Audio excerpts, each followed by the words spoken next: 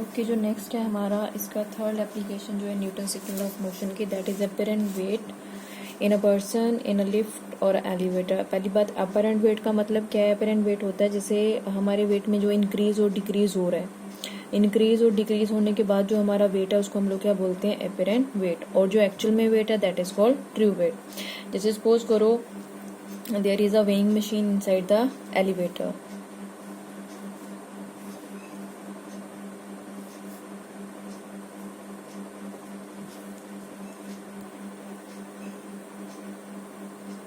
ठीक है, और an object is placed on this weighing machine, so its weight act vertically downward, W is equal to mg. Suppose m is the mass of this weight object and reaction vertically upward. अब इसमें हम लोगों ने 3-4 cases discuss करने हैं step by step. First case इसमें क्या है? When lift is at rest और मूविंग विथ कांस्टेंट वेलोसिटी। ठीक है, ये इसका फर्स्ट केस है कि या तो हमारी लिफ्ट क्या रेस्ट में है, रेस्ट में मतलब उसका वेलोसिटी क्या होगी? 0, या फिर वो उसकी वेलोसिटी क्या है? कांस्टेंट। अब दोनों केसेस में एक्सेलरेशन क्या होता है? Acceleration is equal to dv over dt, rate of change of velocity. तो अगर v कांस्टेंट है तब भी एक्सेलरेशन क्या होगा? 0। अगर v 0 है तब भी एक्सेलरेशन क्या होगा? 0। दोनों केसेस में एक्सेलरेशन की वैल्यू क्या होगी? 0। अब देखो यहाँ पे अगर एक्सेलरेशन 0 है, अब इस केस में वेट एक्ट कर रहा है वर्टिकली डाउनवर्ड डायरेक्शन और रिएक्शन एक्ट कर रही है वर्टिकली अपवर्ड डायरेक्शन, तो नेट वेट क्या आएगा यहाँ पे? R is equal to mg, R is equal to mg। तो जो वेट है that is equal to reaction. Weight जो बॉडी का वर्टिकली डाउनवर्ड डायरेक्शन में लग रहा है that is equal to R, reaction. ठीक है, तो इस केस में, इस सिचुएशन में जो वेइंग मशीन है वो ट्रू वेट मेजर कर रही है ऑब्जेक्ट का when the lift moves with constant velocity या एट रेस्ट। इसके बाद सेकंड केस है इसमें when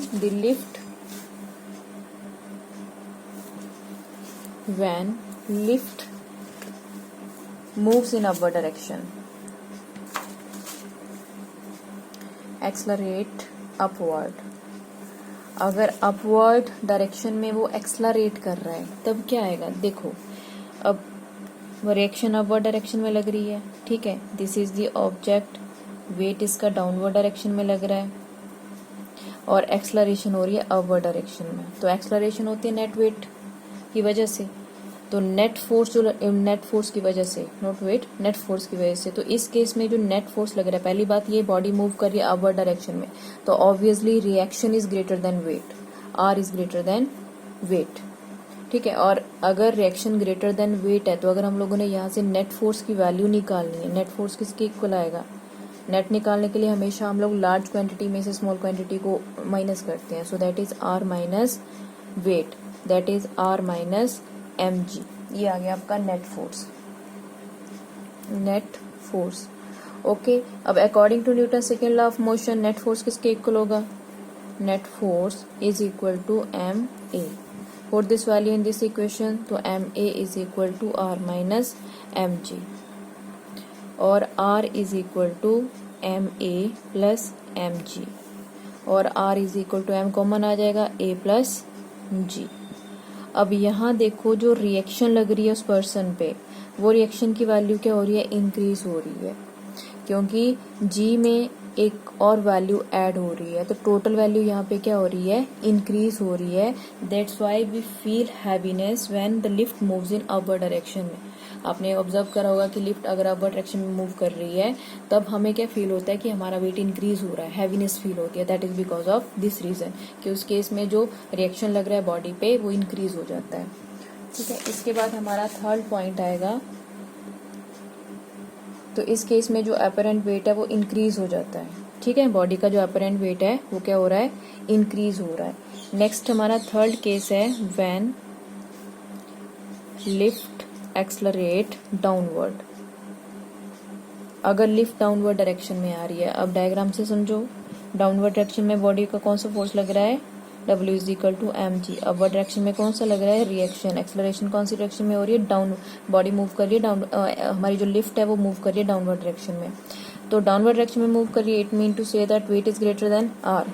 so in this case weight is greater than reaction. तो नेट फोर्स क्या आ जाएगा, net force is equal to W minus R, और MA is equal to W minus R, और MA is equal to mg minus R, और R is equal to mg minus MA। और you can write M common ले लो, G minus A। ठीक है, तो clearly इस केस में हम लोग वेट में से कोई चीज माइनस कर रहे हैं, तो वेट की वैल्यू रिड्यूस हो रही है यहाँ पे। ठीक है, नॉर्मल रिएक्शन की वैल्यू क्या हो रही है, रिड्यूस हो रही है, जिसकी वजह से जब लिफ्ट डाउनवर्ड डायरेक्शन में आती है तो हमें फील होती है लाइटनेस। हमें लगता है कि हमारी बॉडी का वेट क्या हो रहा है, कम हो रहा है, लाइट हो रहा है। That is because of this reason कि उस केस में नॉर्मल रिएक्शन की वैल्यू क्या होती है, डिक्रीज होती है। और एक इसका फोर्थ पार्ट है when the lift falls freely, lift fall freely. अब फ्रीली फॉल कर रही है तो जो एक्सलरेशन है that is equal to acceleration due to gravity. Free fall में एक्सलरेशन किसके इक्वल होता है, जी के इक्वल होता है। तो यहाँ पे क्या आ जाएगा, R is equal to M G minus G, ये कैंसिल आउट हो जाएगा। R is equal to M into 0, R is equal to 0। कोई भी रिएक्शन बॉडी पे एक्ट नहीं करेगा। तो ये आता है हमारा वेटलेसनेस। ये जो कंडीशन है वो वेटलेसनेस की है, जब बॉडी पे कोई भी रिएक्शन एक्ट नहीं करती। मतलब हम लोग फील करेंगे कि हमारा वेट है ही नहीं है।